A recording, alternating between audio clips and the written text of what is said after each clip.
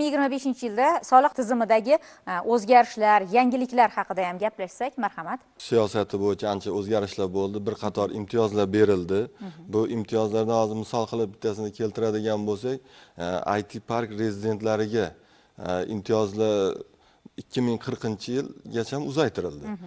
Bunda asosiy o'sha imtiyozlardan yana bittasi o'sha IT park rezidentlarini eksporti ulushi o'sha 10 million AQSh dollaridan oshadigan bo'lsa yoki yana bitta o'sha IT park rezidentlariga aytishliklarni yetkazib beradigan ta'lim xizmatini ko'rsatuvchi yuridik shaxslar ham xuddi shunaqa o'sha eksportyor o'sha IT xizmatlarini eksport qiladigan tashkilotlarga o'quvchilarini ishga joylashtiradigan bo'lsa, bular ham o'sha imtiyozdan foydalanish imkoniyati yaratildi. Oldin bu narsa bo'lmagan.